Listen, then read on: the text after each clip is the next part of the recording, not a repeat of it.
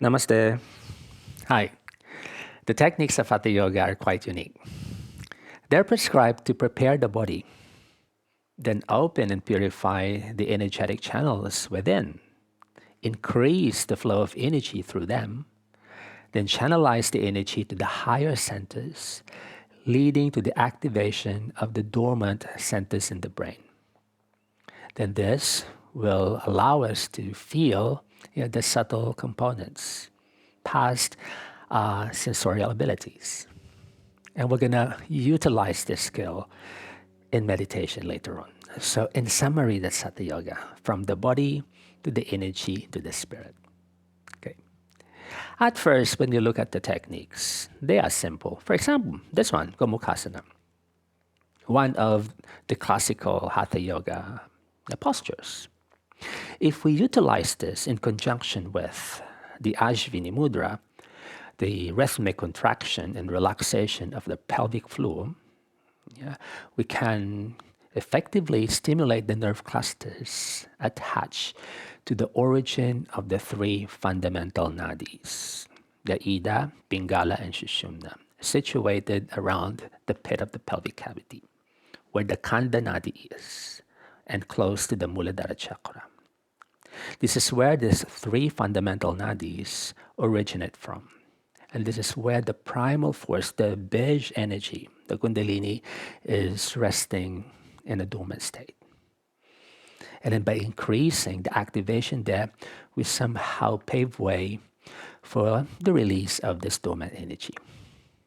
All right. And then these three fundamental nadis shall branch out, right, left, and center, and they will intersect again inside the brain at the pituitary center, the pituitary gland. We call that the Ajna chakra.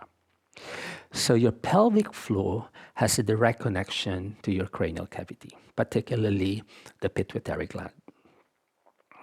So techniques which connect these two, this one, Ajvini, together with techniques activating the higher centers, the Ujjayi Pranayama,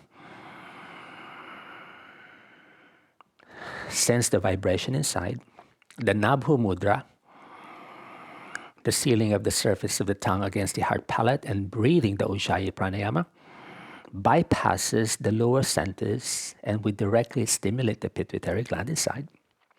The Shambhavi Mudra, where we either passively looking there at the dark spot, allow the eyes to magnetize the optic muscles, as well as you can do it with your eyes closed.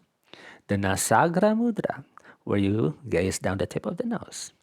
The Kachari Mudra, the tongue folding behind the uvula. So these are the techniques we use in activating the higher centers, from the heart to the ajna. All right. And then when we do this in conjunction with this position,